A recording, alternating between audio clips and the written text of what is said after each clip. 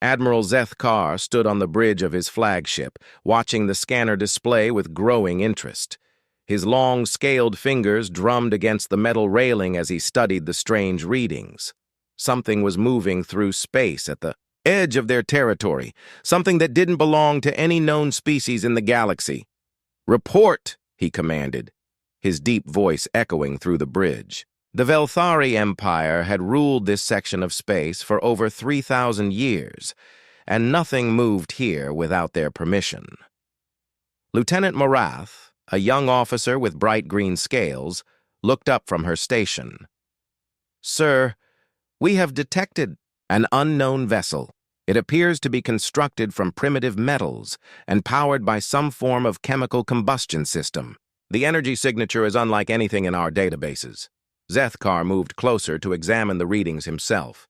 The ship was small compared to their massive cruisers, maybe 200 meters long. Its hull looked rough and ugly, covered in strange markings and what appeared to be weapon ports. But the technology seemed ancient by galactic standards. "How primitive are we talking about?" he asked. "Sir, our analysts estimate their technology level to be at least 5,000 years behind current galactic standards. They're using fusion, reactors, and chemical propulsion. No energy shields detected. No quantum communication arrays. It's almost like looking at a museum piece." The other officers on the bridge began to chuckle. The idea of finding such an outdated ship wandering through space was amusing. Most species achieved faster-than-light travel only after developing proper energy systems and shield technology. This ship seemed to break all the rules. "Sir," called out Communications Officer Veltar, "we're receiving a transmission from the unknown vessel. They're using basic radio waves, but our computers have decoded their language." "Put it through," Zethkar ordered. A new voice filled the bridge, speaking in clear but strange-sounding words. "Unknown vessels. This is Commander Sarah Chen of the United Earthship Retribution. We are on a peaceful exploration mission. Please identify yourselves." The bridge fell silent for a moment. Earth? None of them had ever heard of such a place. And the voice sounded confident, almost demanding, despite coming from such a primitive ship. Zethkar activated his own communication system. "Unknown vessel, this is Admiral Zethkar of the Velthari Imperial Fleet. You have entered restricted space without authorization. Power down your engines and prepare to be boarded for standard first contact procedures." The response came quickly. "Admiral, we appreciate your position, but we cannot comply with that request. We will maintain our current heading and defensive posture. We're happy to talk, but we won't be boarded." Several officers on the bridge started laughing openly. The idea that this tiny, primitive ship would refuse their orders seemed ridiculous. Zethkar held up a hand for silence. "Commander Chen, you don't seem to understand your situation. You are surrounded by 12 of the most advanced warships in this sector. Your vessel appears to be centuries behind our technology. I suggest you reconsider your position." "Admiral, I understand our situation perfectly," came the calm reply. "You have 12 ships, and we have one, but that doesn't mean we're helpless. We've studied your people for longer than you might think. Stand down your weapons and we can have a civilized conversation." Zethkar blinked in surprise. Studied? His people? How was that possible? The Velthari had never encountered this species before, and how could they be so confident when facing such overwhelming odds? "Sir," Morath whispered, "their ship is turning to face us directly. They're not trying to run. Indeed, the primitive vessel had changed course and was now pointed straight at the flagship. Its weapon ports were opening, revealing dark holes in the hull. Whatever weapons they had, the humans were preparing to use them." "This is ridiculous," muttered Commander Tekval, the tactical officer. "One primitive ship against our entire fleet? They must be insane." Zethkar studied the display more carefully. The human ship wasn't just facing them. It was moving into an attack position. Its engines were burning brighter, pushing it closer to the fleet formation. The crew aboard that vessel wasn't acting like they were about to surrender. "Commander Chen," he tried again, I don't think you understand what you're facing. Each of our ships carries enough firepower to level a continent. Our shields can withstand direct hits from stellar-class weapons. Your ship appears to be made of simple metal plates. This doesn't have to end badly.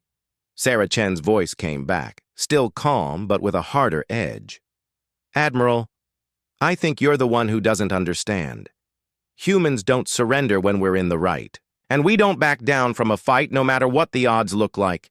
You have 30 seconds to stand down your weapon systems, or we will consider this a hostile act. The bridge of Zethkar's ship erupted in disbelief. Officers were shaking their heads and making jokes about the humans' demands. A single primitive ship was threatening an entire fleet? It was beyond absurd. Sir, Tekval reported, their ship is now moving at combat speed directly toward our formation. They're definitely not backing down. Zethkar watched as the human vessel accelerated toward them. Its movements were strange, more aggressive and direct than the careful, calculated maneuvers of galactic warfare. It moved like a predator closing. In on prey, not like a ship trying to avoid conflict. Commander Chen, this is your final warning. Power down your weapons and prepare to be boarded. If you continue on your current course, we will be forced to disable your ship. Admiral, came the reply. This is your final warning. Stand down immediately or face the consequences. The audacity was breathtaking. Zethkar had served in the Imperial fleet for over 40 years, and he had never encountered such bold defiance from such a clearly outmatched opponent. Part of him was impressed by their courage, even if it seemed suicidal. Sir, what are your orders? Asked Tekval. Should we disable their engines?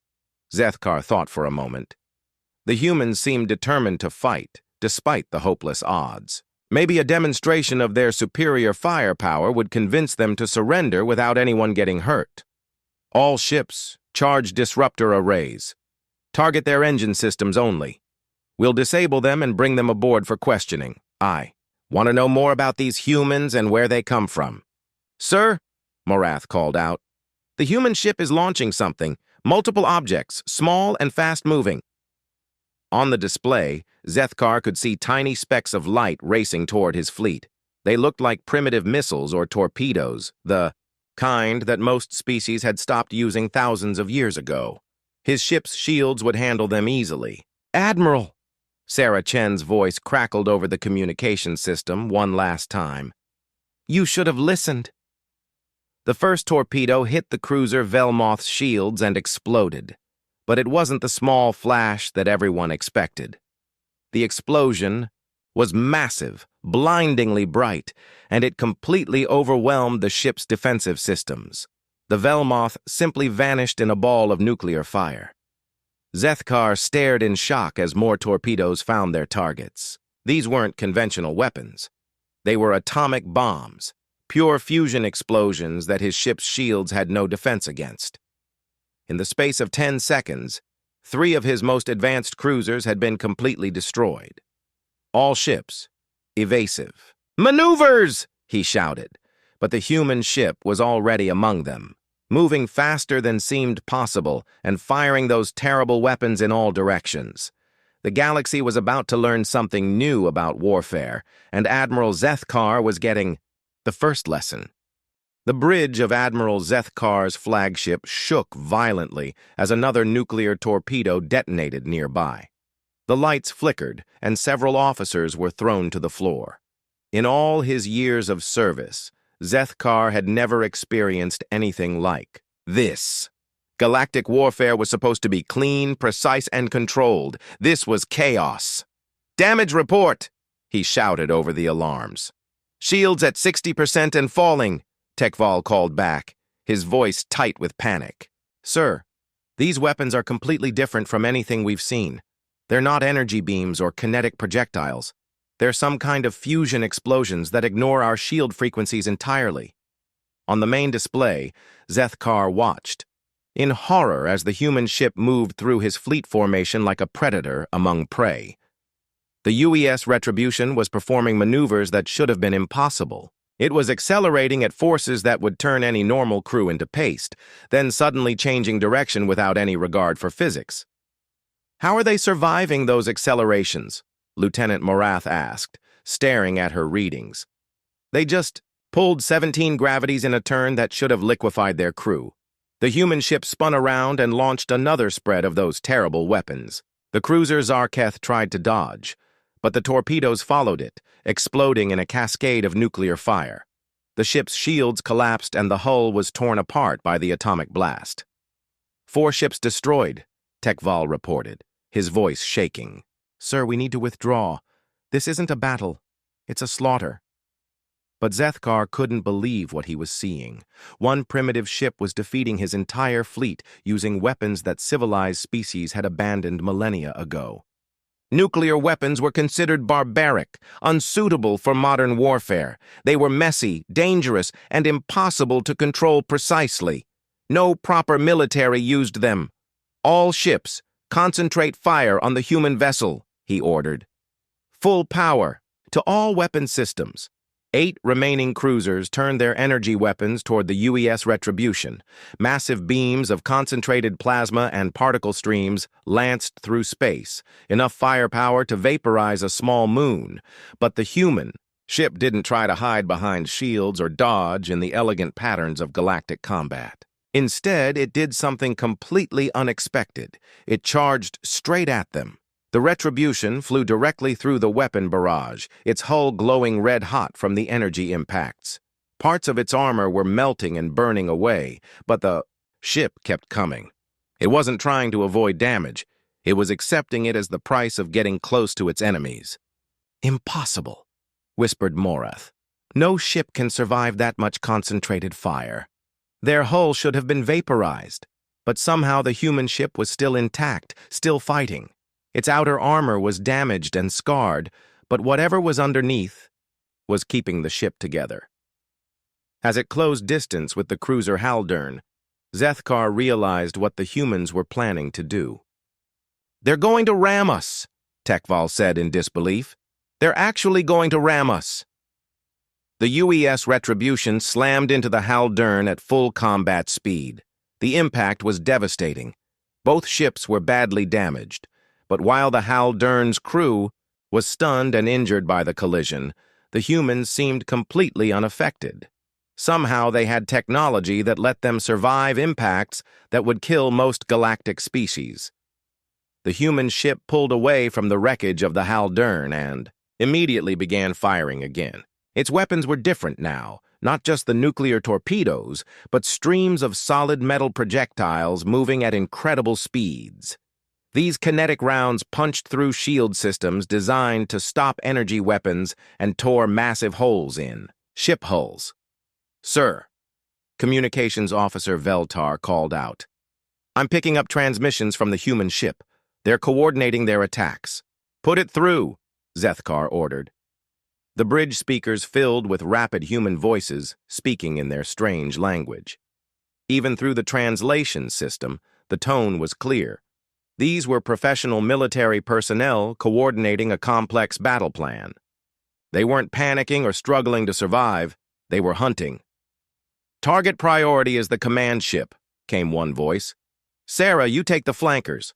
I'll handle the big one in the center." "Copy that, Marcus. Watch out for their particle beams. They pack a punch, but they're slow to track." "Got it. Tommy, give me a firing solution on the cruiser at bearing 270. Solution locked. Fire when ready." The casual professionalism in their voices was terrifying. These humans talked about destroying advanced warships the same way Zethkar's officers might discuss routine patrol duties. Combat wasn't something special or frightening to them. It was just another day at work. The Retribution launched another wave of nuclear torpedoes, and this time they were aimed directly at Zethkar's flagship. "Evasive maneuvers!" he shouted, but the massive ship was too slow to dodge completely. 2 of the atomic weapons detonated against their shields, sending shock waves through the hull. "Shields failing," Tekval reported. "Hull breaches on decks 5 through 7.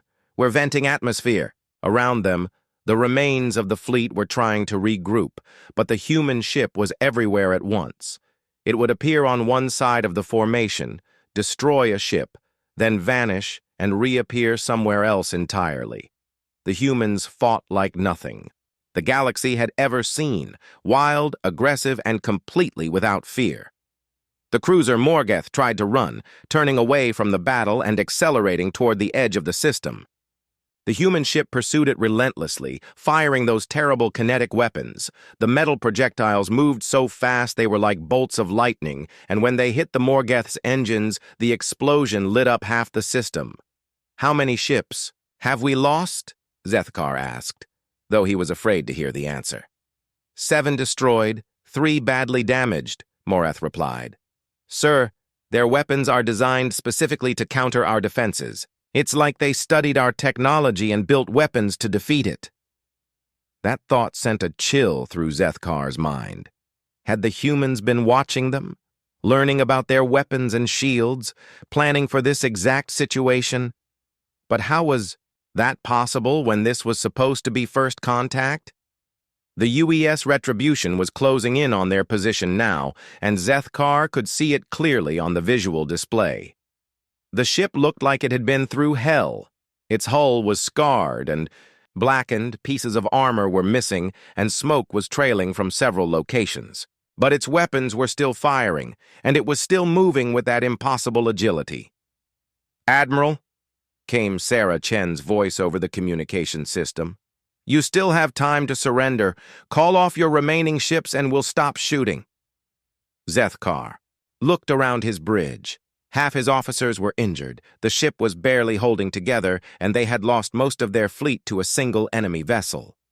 Everything he thought he knew about warfare had been proven wrong in the space of 20 minutes. "All ships," he said quietly into his communicator. "This is Admiral Zethkar. Cease fire and withdraw to minimum safe distance." The remaining ships of his fleet began pulling back, their weapons powering down. The human ship stopped firing but continued to track them with its weapons systems, ready to resume the battle at any moment. "A wise choice, Admiral," Sarah Chen's voice came back. "We'll be leaving your space now, but you should know, this was just a light exploration cruiser. If you want a real fight, you'll need to bring more ships next time." As the UES Retribution disappeared into the darkness of space, Zethkar realized that everything was about to change. The galaxy had just met a species that treated war not as a last resort, but as a science they had perfected. And if this was just their exploration ship, what would their real warships be capable of? The Grand Assembly Hall of the Galactic Council had never seen such chaos. Representatives from dozens of species were shouting, arguing, and demanding answers about the incident at the Spiral Arm border. Admiral Zethkar stood at the center of it all, his scaled face showing the exhaustion of someone who had barely survived something unthinkable. "Order! Order in the Assembly!" called out Chancellor Vexroth, the ancient leader of the Council. His voice carried the authority of someone who had guided galactic civilization for over 2 centuries. "We will hear Admiral Zethkar's full report before any decisions are made." The hall fell silent as hundreds of eyes turned toward the Velthari officer. Zethkar activated the holographic display system, and images of the battle filled the air above the assembly floor. The representatives gasped as they watched the UES Retribution tear through the Imperial fleet like it was made of paper. "These recordings are authentic," Zethkar said, his voice carrying across the vast chamber. "One human exploration ship destroyed 7 of our most advanced cruisers and crippled 3 others. They used weapons we haven't seen in over 10,000 years, nuclear fusion bombs launched like artillery shells." A representative from the peaceful Kethari species stood up, her blue skin pale with shock. "Admiral, surely you're mistaken. Nuclear weapons are banned by the Galactic War Crimes Treaty. No civilized species would use such barbaric tools." "The humans aren't part of any treaty," Zethkar replied grimly. "And they don't fight like any civilized species I've ever encountered. They didn't try to disable our ships or force a surrender. They came to destroy us, and they were very good at it." The holographic display showed the moment when the Retribution rammed the Haldern. Even watching it again, Zethkar could barely believe it had happened. The human ship had flown directly into a collision that should have killed everyone aboard, and their crew had survived without any apparent difficulty. "How is that possible?" asked Dr. Yelandra, the Council's chief xenobiologist. "The acceleration forces alone should have liquefied any carbon-based life form." "We don't know," Zethkar admitted.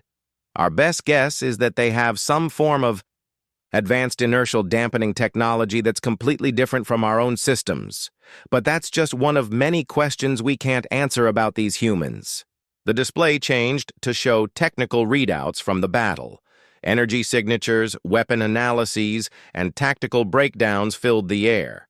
Council scientists and military advisors studied the data with growing alarm.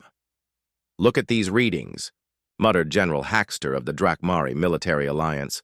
"Their ship was taking direct hits from our most powerful weapons and barely slowing down. Either their armor is incredibly advanced, or they simply don't care about taking damage." "It's worse than that," said Commander Zelith, the Council's top military strategist. "Watch how they move during combat. Those aren't evasion patterns, they're hunting patterns. They didn't fight like they were trying to survive. They fought like they were trying to kill everything in sight." The assembly watched as the UES Retribution performed maneuvers that violated every principle of safe space combat. The ship pulled. Acceleration forces that would crush most crews, made turns that should have torn the hull apart, and flew through weapon fire that should have vaporized it. But somehow, impossibly, it kept fighting. "Where did they come from?" asked Chancellor. "Vexroth, how did a species with such primitive technology develop such effective weapons?" "That's what disturbs me most," Zethkar replied. "When I spoke to their commander, she said they had been studying us for longer than we might think. This wasn't a chance encounter. They knew about us before we knew about them." The implications of that statement sent a chill through the assembly hall. If the humans had been watching galactic civilization without being detected, what else might they know? What other surprises might they have prepared? Dr. Yelandra activated her own display system, showing star charts and sensor readings. "My team has been analyzing the data from the encounter. The human ship appeared to come from this region of space, a sector we've never fully explored because it contains several dangerous stellar formations and at least 3 death worlds." "Death worlds?" asked several representatives at once. "Planets with environmental conditions so hostile that they're considered uninhabitable by galactic standards," Dr. Yelandra explained. "Extreme gravity, violent weather patterns, aggressive native life forms, frequent natural disasters. Most species can't even visit such places without extensive life support systems." The display zoomed in on one particular star system, showing a blue-green planet orbiting a yellow star. This appears to be their home system. The planet they call Earth has gravity levels 50% higher than galactic standard, weather systems that regularly produce catastrophic storms, and geological activity that causes frequent earthquakes and volcanic eruptions.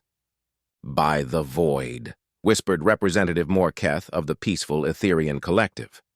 "How does anything evolve on such a world?" "Very aggressively, apparently," Dr. Yelandra replied. "Our preliminary analysis suggests that everything on their best home planet competes violently for survival. The humans didn't just evolve intelligence, they evolved as apex predators in one of the most dangerous environments we've ever discovered." General Haxter was studying the tactical displays with professional interest. "This explains their combat behavior. They don't fight like a civilized species trying to resolve a conflict. They fight like predators trying to eliminate threats. And they're very, very good at it." "There's more," Zethkar said grimly. "After the battle, their commander told me something that I've been thinking about ever since. She said this was just a light exploration cruiser, and if we wanted a real fight, we'd need to bring more ships next time." The assembly hall erupted in worried murmurs.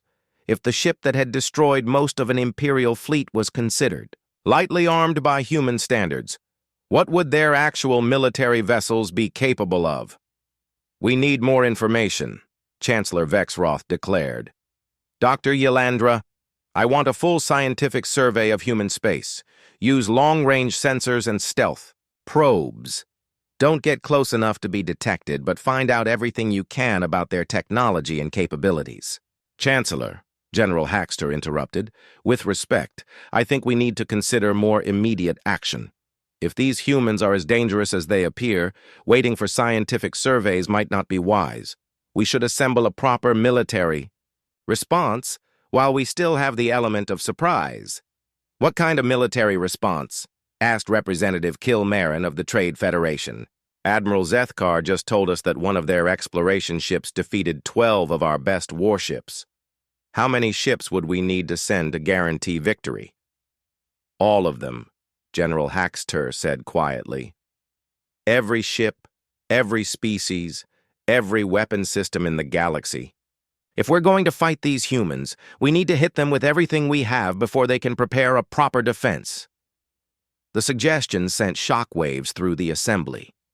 The idea of mobilizing the entire galactic military against a single, newly discovered species was almost unthinkable. But as representatives looked at the battle recordings again, many began to nod in agreement. There's one more thing, Zethkar said, his voice cutting through the debate. During the battle, I monitored their internal communications. These humans weren't scared, confused, or even particularly excited about fighting us. They were calm, professional, and completely confident. It was like they had been preparing for this exact situation for years. Preparing how? Chancellor, Vexroth asked.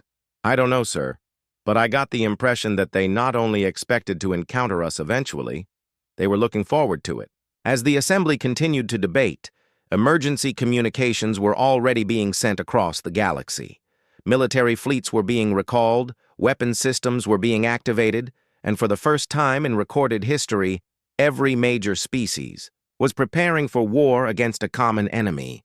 But in the depths of space, human long-range sensors were picking up all the increased military activity. And in the command centers of Earth's orbital defense platforms, Admiral Marcus Rodriguez was smiling as he watched the galactic powers mobilize their forces. The humans had been waiting for this moment for decades, and they were ready. The diplomatic shuttle approached Earth with its crew of nervous alien ambassadors aboard. Ambassador Televen of the peaceful Kethari had volunteered to lead the first official diplomatic mission to human space, hoping to prevent what many in the Galactic Council feared might become the largest war in recorded history. Are you sure this is wise? Asked his aide, Counselor Mexrin, as they watched the blue planet grow larger on their view screen. After what happened to Admiral Zethkar's fleet, approaching their home world seems extremely dangerous. Televen studied the tactical displays with growing unease. Human space wasn't what he had expected. Instead of finding a primitive civilization struggling with basic technology, they had discovered a carefully organized military zone. Sensor platforms monitored every approach route, heavily armed orbital stations surrounded the major planets, and patrol ships moved in coordinated patterns that suggested years of careful planning. Look at this, whispered Dr. Kethal, the mission's scientific advisor, pointing to her scanner readings. Their orbital infrastructure is massive. I count over 300 defense platforms around their homeworld alone, and each one appears to be armed with those nuclear weapons they used against Admiral Zethkar. The shuttle's communication system activated, and a calm human voice filled the cabin. Unidentified vessel, this is Earth Defense Control. State your identity and purpose. Televen activated his own communicator. This is Ambassador Televen of the Galactic Council. We're here on a peaceful diplomatic mission to establish formal relations with your government. There was a pause before the response came. Ambassador, you are cleared for approach to Luna Station. Follow the nav beacon and maintain your current speed. Any deviation from the assigned flight path will be considered hostile. Welcome to human space. As their shuttle followed the navigation beacon toward the large space station orbiting Earth's moon, Televan couldn't help but notice the incredible amount of military hardware surrounding them. Weapon platforms tracked their movement. Patrol ships maintained careful observation distances, and the space station itself bristled with missile launchers and energy weapons. They've turned their entire star system into a fortress, Mexarin observed quietly. How long would it take to build all of this? Decades, Dr. Kethal replied, her voice filled with worry. This level of military preparation doesn't happen overnight. They've been planning for war with someone for a very long time. When their shuttle docked at Luna Station, Televan and his team were met by a group of humans in military uniforms. The lead figure was a tall woman with graying hair and the bearing of someone accustomed to command. Her uniform was covered with ribbons and medals that suggested extensive combat experience. Ambassador Televan, she said with a slight smile, I'm Admiral Marcus Rodriguez, commander of Earth Defense Force. Welcome to our little corner of the galaxy. Televan bowed in the traditional Kethari gesture of respect. Admiral Rodriguez, thank you for agreeing to meet with us. The Galactic Council is very interested in establishing peaceful relations with your people. I'm sure they are, Rodriguez replied, her tone suggesting she knew more than she was saying. Especially after Commander Chen's little disagreement with Admiral Zethkar's fleet. I trust the good Admiral made it home safely. The casual way she referred to the battle that had shocked the entire galaxy made Televan's skin crawl. To the humans, the destruction of 7 advanced warships was apparently just a little disagreement. Rodriguez led them through the stations, corridors, past large windows that showed the incredible military buildup in Earth's solar system. Shipyards were working around the clock, building vessels that looked nothing like the elegant designs favored by galactic civilization. These ships were brutal, angular, and covered with weapon systems. Impressive, isn't it? Rodriguez commented, noticing their stares. We've been busy the last few decades. Amazing how much you can accomplish when you know someone might come, visiting with hostile intentions. Admiral, Televan said carefully, may I ask how long your people have been aware of galactic civilization? Rodriguez's smile widened. Oh, we've been listening to your radio chatter for about 40 years now. Fascinating stuff. Wars, politics, trade agreements, military exercises. You folks talk about everything on open channels. Made it very easy to learn about your capabilities and weaknesses. The implications of that statement hit the diplomatic team like a physical blow. The humans hadn't just stumbled across galactic civilization. They had been studying it for decades, learning about every species, every military formation, every tactical doctrine used by the various fleets. You've been spying on us, Dr. Kethal said, her voice barely above a whisper. Intelligence gathering, Rodriguez corrected with a shrug. Standard military practice when you discover potential threats. We've been tracking your fleet movements, analyzing your weapon signatures, and studying your combat tactics ever since we figured out how to decrypt your communication protocols. They reached a large conference room with windows overlooking Earth. The planet looked peaceful from this distance, but Televan now knew that appearances could be deceiving. This wasn't a primitive world just discovering faster-than-light travel. It was the command center of a military civilization that had been preparing for galactic war for decades. Admiral, Televan began, the Galactic Council wishes to avoid any unnecessary conflict. We believe that our civilizations can coexist peacefully and benefit from mutual cooperation and trade. Rodriguez sat down across from them, her expression becoming more serious. Ambassador, I appreciate the sentiment, but we both know that's not why you're here. The Council is scared. They've never encountered a species that fights the way we do, and they're trying to figure out if we're a threat that needs to be eliminated. That's not... Televan started to protest. Please, Rodriguez interrupted, holding up a hand. We've been monitoring the increased military activity throughout galactic space ever since the Retribution made contact with Admiral Zethkar. Fleet movements, supply convoys, weapons testing. The signs are all there. Someone's building up for a major military operation. The human admiral activated a holographic display that showed the entire galaxy with ship movements tracked in real time. The scope of their surveillance capabilities was staggering. They were somehow monitoring military activity across hundreds of star systems simultaneously. We count approximately 250 Velthari ships moving toward our sector, Rodriguez continued, pointing to the display. The Drakmari Military Alliance has activated 3 full battle groups. Even the peaceful Keth Ari have started arming their merchant vessels. That's not the behavior of people planning diplomatic negotiations. Tel Aviv felt his hopes for a peaceful resolution crumbling. If the humans already knew about the military buildup, they would be preparing their own response. And if their exploration ship could destroy most of an imperial fleet, what could their actual military accomplish? "Admiral," he said desperately, "surely we can find a peaceful solution. The galaxy is large enough for all our species to coexist without conflict."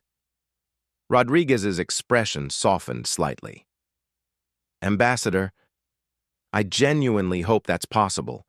But you need to understand something about humans. We don't start fights, but we always finish them. If your people come to our space looking for a war, they're going to find one they're not prepared for." "What do you mean?" Mexrin asked. Rodriguez stood up and walked to the window, looking down at Earth. The Retribution was one of our oldest exploration vessels, equipped with basic defensive systems and a crew trained for scientific research. It wasn't even a proper military ship by our standards. She turned back to face them, and Telaven saw something in her eyes that made him deeply afraid. If the Galactic Council wants to see what human warships can actually do, they're welcome to bring their entire fleet to our doorstep. We'll give them a demonstration they'll never forget. As alarms began sounding throughout the station, Rodriguez smiled grimly. "Speaking of demonstrations, it looks like your people have decided to arrive earlier than expected.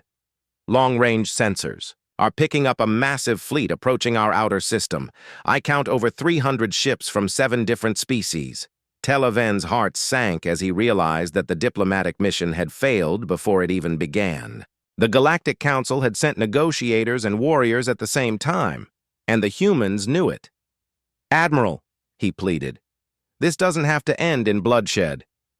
Rodriguez was already putting on her combat helmet, transforming from diplomat back into military commander. "Ambassador, that was never our choice to make, but since your people have made theirs, it's time for them to learn what happens when you bring a knife to a gunfight." As the largest fleet in galactic history approached Earth, the humans were preparing to show them exactly what they were capable of. The largest fleet in galactic history dropped out of hyperspace at the edge of the Sol system, spreading across space like a metal cloud of death. Admiral Krakthul of the combined Galactic War Fleet stood on the bridge of his massive dreadnought, watching as over 300 ships from 7 different species took their attack positions. "All ships report ready for battle," his communications officer announced. "The fleet is in position, sir." Krakthul studied the tactical display with satisfaction. Never before had the galaxy united so completely against a single threat. Velthari cruisers, Drakmari battleships, Kethari carriers, and ships from 4 other major species had come together for one purpose: to eliminate the human threat before it could spread beyond this single star system.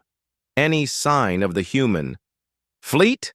He asked his tactical officer. "Sir, we're detecting 43 human vessels arranged in defensive positions around their home world. Their ships appear to be significantly smaller than our cruisers, and they're maintaining a tight formation near the planet." Krakthul allowed himself a moment of satisfaction. 43 ships against over 300. Even if the humans fought as well as Admiral Zethkar had reported, the numbers were simply too overwhelming. This would be over quickly. "Sir," the communications officer called out, "we're receiving a transmission from the human fleet." "Put it through," Krakthul ordered. A human voice filled the bridge, calm and professional despite facing impossible odds. Unknown fleet, this is Admiral Marcus Rodriguez of the Earth Defense Force. You have entered human space without authorization. Identify yourselves and state your intentions. Krak-Thul activated his own communicator.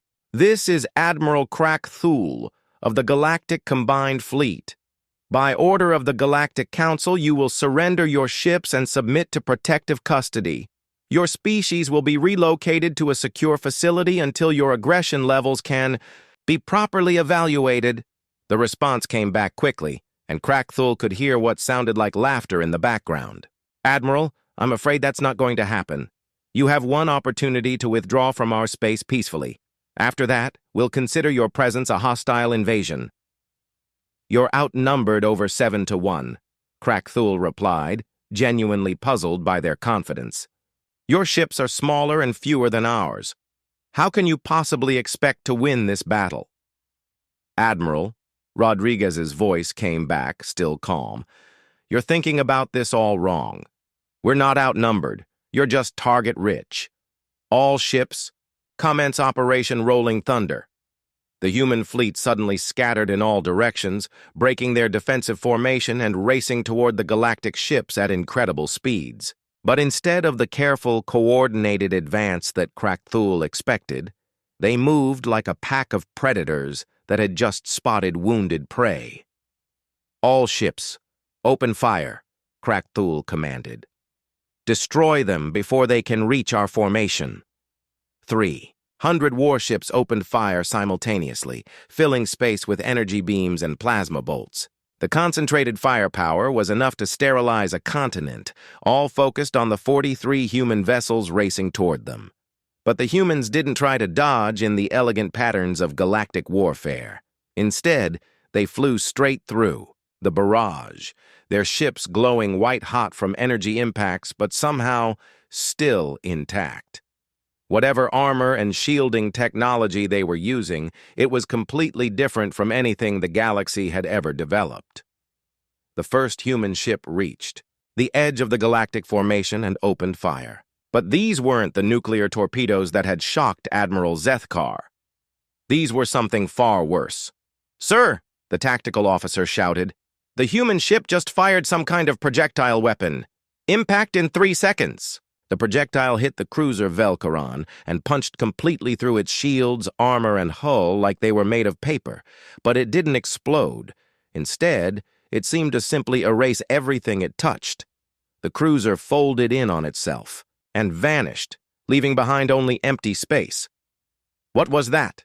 Krak-Thul demanded. "Unknown, sir. Some kind of exotic matter weapon. The projectile appears to have created a localized gravity well that collapsed the target ship into a singularity." More human ships were reaching the galactic formation now, and they were all firing those terrible weapons. Ships that had survived thousands of battles were being erased from existence by projectiles that violated every principle of known physics.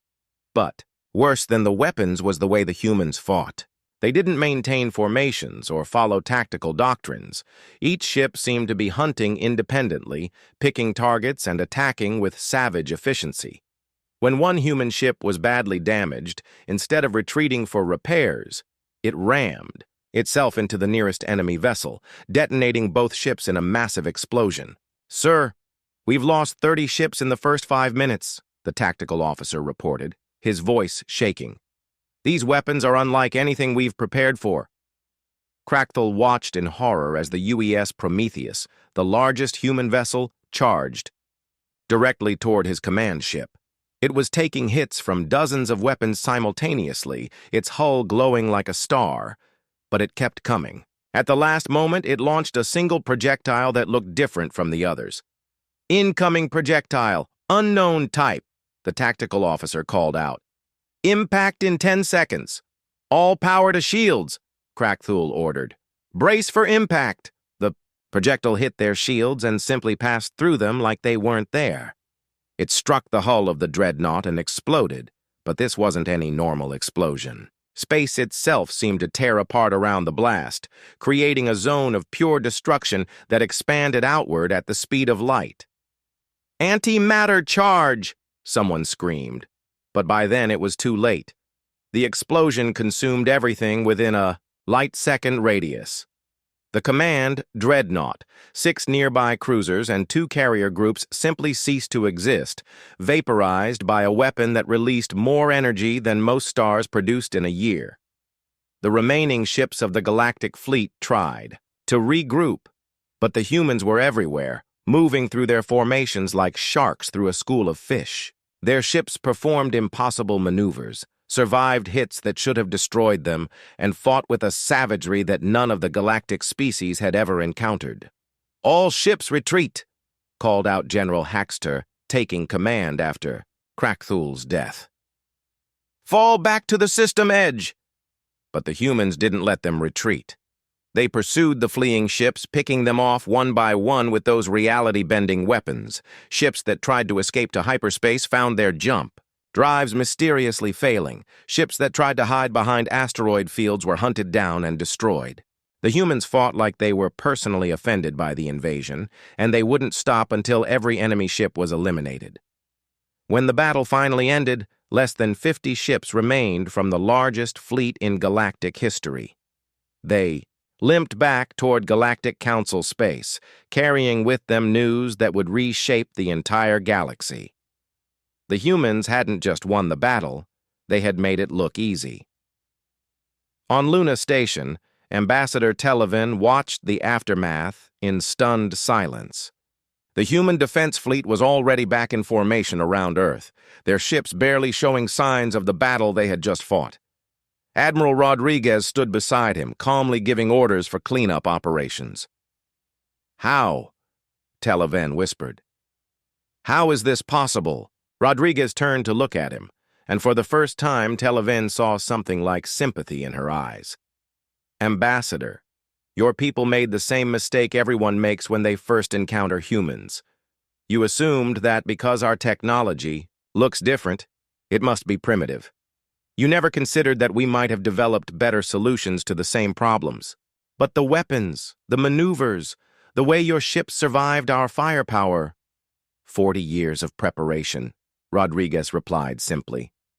"We knew this day would come eventually. We've spent decades studying your tactics, your weapons, your weaknesses. We built our ships specifically to fight yours, and we trained our crews for one mission: to defend humanity against anyone who tried to harm us." She gestured toward the view of Earth, peaceful and blue in the distance. "We didn't want this war, Ambassador, but since your people insisted on bringing it to our doorstep, we made sure we were ready to finish it."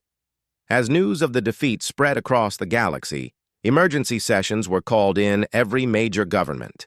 The age of galactic dominance was over. A new power had arrived, one that fought wars not with elegant precision, but with brutal efficiency. And in the depths of space, human exploration fleets were already moving toward the borders of galactic civilization, ready to introduce the galaxy to a new way of doing things. The humans had won more than a battle. They had announced their arrival as the galaxy's new apex predators. Text: Markdown.